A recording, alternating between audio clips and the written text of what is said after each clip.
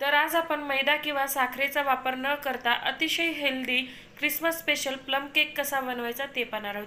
तर हा केक तुम्ही पाहू शकता किती मस्त असा जाळीदार आणि स्पॉन्जी बनून तयार झालेला आहे। एकदम इन्स्टंट रेसिपी आहे। यासाठी आपल्याला कुठलेही ड्रायफ्रुट्स भिजवायची गरज नाही, अगदी झटपट बनून तयार होते। चला तर मग सुरुवात करूया। नमस्कार, कुक विथ मनीषा यूट्यूब चॅनलमध्ये तुम्हा सर्वांचं खूप खूप मनापासून स्वागत आहे।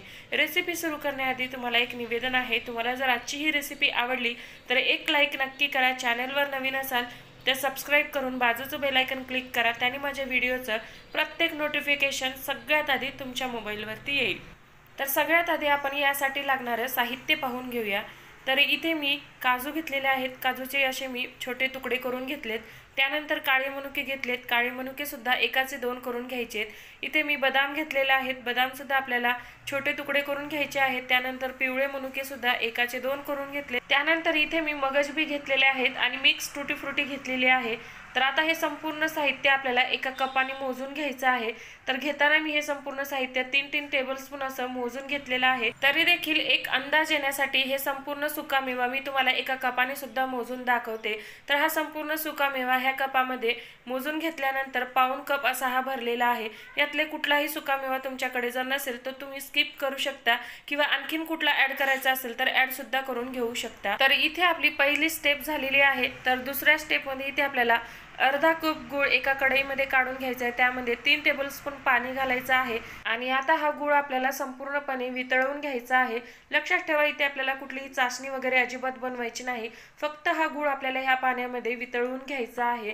तर ओरिजिनल जो प्लम केक बनवला जातो त्यामध्ये साखर ही कॅरेमल करून वापरली जाते, पण साखर कॅरेमल केल्यानंतर ती खूप अनहेल्दी होते। त्यासाठी इथे मी गूळ वापरलेला आहे। एकदम हेल्दी असा हा केक बनून तयार होतो। जर तुम्हाला साखर कॅरेमल करायची असेल तर ह्या स्टेजला तुम्ही साखर सुद्धा कॅरेमल करून घेऊ शकता आणि त्यानंतर यामध्ये आपला सुकामेवा ऍड करून घेऊ शकता।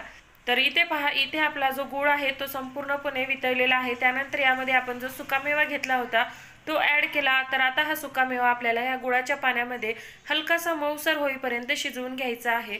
तर हे मिश्रण खूप जास्त ड्राय करायचं नाही, हलकसं ओलसर ठेवायचं, म्हणजे थंड झाल्यानंतर परत हा सुकामेवा कडक होणार नाही। तर इथे पहा, इथे मी हा सुकामेवा 2 ते 3 मिनिटे हा गुळाच्या पाण्यामध्ये शिजवून घेतला आणि यातलं जे मॉइश्चर आहे ते सुद्धा कमी झालेलं आहे। हलकसं हे ड्राय सुद्धा झालं, यामध्ये खूप जास्त पाणी सुद्धा राहिलेलं नाही। तर इथे आपल्याला गॅस बंद करायचा आहे आणि हे जे सुकामेव्याचं मिश्रण आहे ते पूर्णपणे थंड करून घ्यायचे आणि तोपर्यंत आपण पुढची तयारी करून घेऊया। तर इथे मी 2 ऑरेंज घेतलेले आहेत आणि आता ह्या ऑरेंजचा आपल्याला ज्यूस काढून घ्यायचा आहे। तर इथे मी फ्रेश ऑरेंजचा ज्यूस वापरणार आहे। तुम्हाला जर फ्रेश ऑरेंजचा ज्यूस वापरायचा नसेल तर विकतचा ज्यूस सुद्धा वापरू शकता किंवा ऑरेंज ज्यूस वापरायचा नसेल तर डाळिंबाचा ज्यूस किंवा मिक्स फ्रूट ज्यूस सुद्धा वापरू शकता। तर इथे तुम्हाला ज्या फ्लेवरचा ज्यूस हवा असेल त्या फ्लेवरचा ज्यूस इथे तुम्ही वापरू शकता।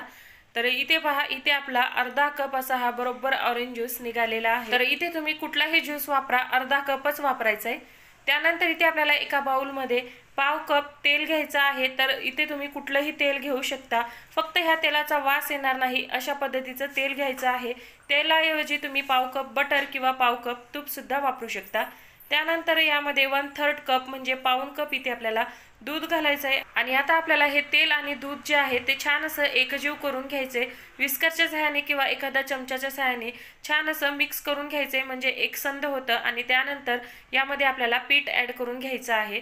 तर एखादी चाळणी घ्यायची आणि चाळणीवरती इथे आपल्याला 1/2 कप म्हणजे 1 कप आणि पाव कप इथे आपल्याला गव्हाचं पीठ घ्यायचं आहे। तर आज आपण गव्हाच्या पिठापासूनच हा केक बनवणार आहोत। तुम्हाला जर गव्हाच्या पिठाऐवजी मैदा वापरायचा असेल तर मैदा सुद्धा वापरू शकता किंवा अर्धा मैदा आणि अर्धा गव्हाचं पीठ असं सुद्धा वापरू शकता। त्यानंतर यामध्ये पाव कप इथे मी मिल्क पावडर घातलेला आहे। मिल्क पावडर घातल्याने हा केक खाताना अजिबात वाटत नाही की आपण गव्हाच्या पिठापासून हा केक बनवलेला आहे। अगदी मार्केट सारखा हा केक बनून तयार होतो। तुमच्याकडे नसेल तर स्किप केला तरी देखील चालेल। अगदी पाव चमचा यामध्ये मी दालचिनीची पावडर घातली होती आणि संपूर्ण साहित्य छान असं चाळून घ्यायचं आहे। चाळून घेतल्याने हे पीठ अगदी छान असं हलकं फुलकं बनून तयार होतं आणि महत्त्वाचं म्हणजे यामध्ये अजिबात गाठी गुठळ्या राहत नाहीत। त्यानंतर यामध्ये अर्धा चमचा मी व्हॅनिला इसेन्स घातलेला आहे। तुमच्याकडे जर व्हॅनिला इसेन्स नसेल तर या जागी तुम्ही अर्धा चमचा वेलची पावडर सुद्धा घालू शकता। तर संपूर्ण साहित्य मी मिक्स करून घेतलं आणि आता हे आपण थोड्या वेळासाठी बाजूला ठेवूया आणि सुरुवातीला सुरुवातीला जे आपण गुळाच्या पाण्यामध्ये सुका मेवा शिजवून घेतला होता तो सुद्धा छान असा थंड झालेला आहे। त्यामध्येच आपण जो ऑरेंजचा ज्यूस काढला होता तो सुद्धा ॲड करून घेऊया। ऑरेंजचा ज्यूस हे छान असं चाळून घ्यायचा आहे, म्हणजे त्यामध्ये जो चोथा असतो तो निघून जातो। आणि ऑरेंज ज्यूस जो आहे तो या आपल्याला सुक्या मेव्यामध्ये छान असं मिक्स करून घ्यायचं आहे। आणि आता हे मिश्रण आपल्याला ह्या पिठामध्ये मिक्स करून घ्यायचं आहे। लागलं तर आपण नंतर पाणी किंवा दूध घालू शकतो, पण सुरुवातीलाच यामध्ये पाणी किंवा जास्तीचं दूध ॲड करायचं नाही, कारण प्लम केकचं जे बॅटर असतं ते नॉर्मल केकपेक्षाही घट्टसर असतं, कारण यामध्ये आपण खूप सारा सुका मेवा घातलेला असतो। तो तळाशी जाऊन बसू नये म्हणून यामध्ये आपण जे बॅटर आहे ते घट्टसरच ठेवलेलं आहे।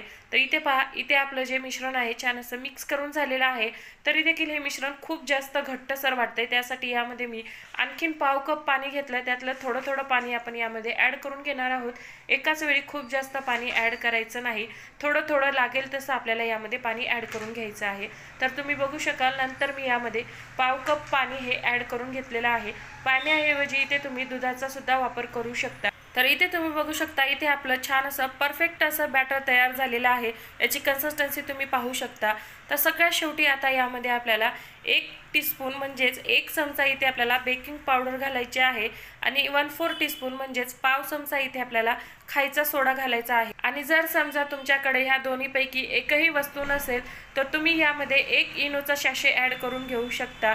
आणि आता हे बेकिंग पावडर आणि बेकिंग सोडा ॲक्टिव्ह करण्यासाठी यामध्ये मी 1 चमचा भरून विनेगर घातलेला आहे। विनेगर ऐवजी तुम्ही इथे 1 चमचा लिंबाचा रस सुद्धा घालू शकता, पण दोन्हीपैकी काहीतरी एक नक्कीच ॲड करायचा आहे, त्यामुळेच हा केक अगदी स्पॉन्जी आणि जाळीदार असा बनून तयार होतो।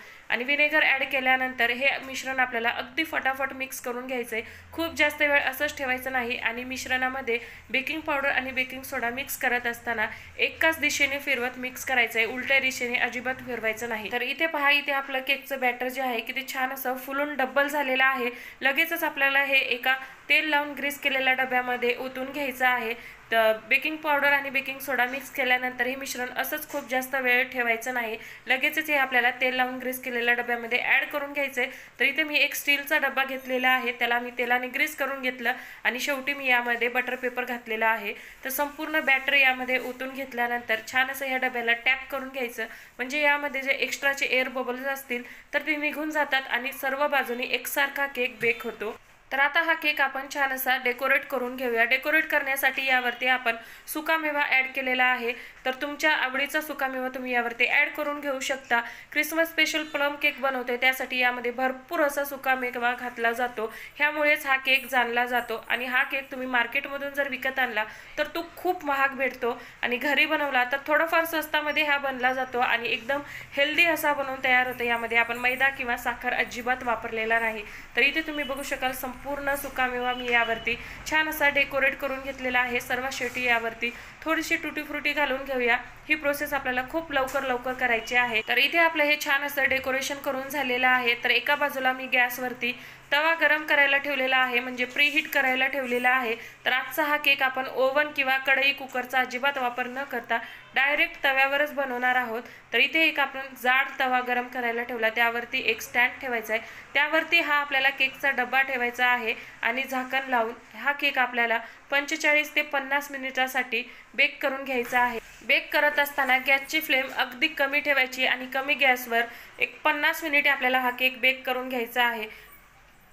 तर इथे तुम्ही बघू शकता 50 मिनिटानंतर हा केक आपला अगदी छान असा एकसारखा बेक झालेला आहे, कुठेही हा केक डेन्स झालेला नाही। आणि तुम्ही बघू शकाल यावरती जे आपण डेकोरेशनसाठी ड्रायफ्रुट्स वापरलेले आहेत ते सुद्धा आतमध्ये गेलेले नाहीत, अगदी परफेक्ट इथे आपलं बॅटर बनवून तयार झालेलं होतं।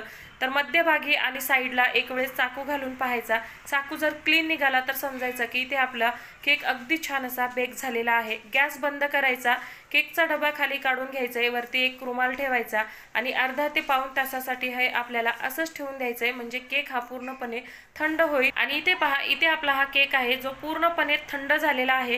केक हा पूर्णपणे थंड झाल्यानंतरच डिमोल्ड करायचा, म्हणजे अगदी व्यवस्थित असा हा डिमोल्ड होतो, कुठेही तुटत किंवा फुटत नाही। तर इथे पहा, याच्या मी कडा चाकूच्या सहाय्याने सैल करून घेतल्या आणि एखाद्या प्लेटवरती आपण आता डिमोल्ड करून घेऊया। तर पहा, अगदी सहज असा हा केक निघालेला आहे, अजिबात चिटकलेला वगैरे नाही। यामध्ये आपण बटर पेपर घातलेला होता, त्यासाठी हा अगदी झटपट असा हा डिमोल्ड होतो, अजिबात डब्याला चिटकून वगैरे बसत नाही। तर पहा काय मस्त अशी ह्या केकला जाळी आलेली आहे।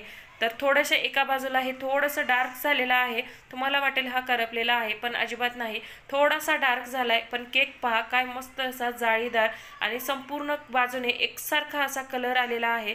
अगदी छान असा जाळीदार स्पॉन्जी असा हा केक बनून तयार झालेला आहे। यामध्ये आपण मैदा साखर अजिबात वापरलेला नाही, त्यामुळे एकदम हेल्दी असा हा केक बनून तयार होतो। मुलांना तुम्ही टिफिनसाठी देऊ शकता किंवा रोज चहाबरोबर खाण्यासाठी सुद्धा हा केक तुम्ही बनवून फ्रीजमध्ये 15 दिवस स्टोर करून सुद्धा ठेवू शकता। एकदम हेल्दी बनवून तयार होतो, तर नक्की ट्राय करून पहा। आणि हा केक कट करताना तुम्हाला समजलाच असेल का हा केक किती छान असा स्पॉन्जी बनवून तयार झालेला आहे। आतमधून सुद्धा पहा अजिबात कुठेच कच्चा वगैरे राहिलेला नाही, मस्त असा जाळीदार हा केक बनवून तयार झालेला आहे। यामधला जो सुकामेवा आहे तो सुद्धा पहा संपूर्ण बाजूने पसरलेला आहे, अजिबात खाली जाऊन बसलेला नाही। तर नक्की ट्राय करा आणि कशी वाटली रेसिपी कमेंटमध्ये नक्की सांगा। रेसिपी आवडली तर रेसिपीला लाईक करा, जास्तीत जास्त शेअर करा आणि तुम्हाला जर माझ्या ह्या रेसिपीज पाहायला आवडत असतील तर कुक विथ मनीषा यूट्यूब चॅनलला सबस्क्राईब नक्की करा। तर पुन्हा भेटू, धन्यवाद।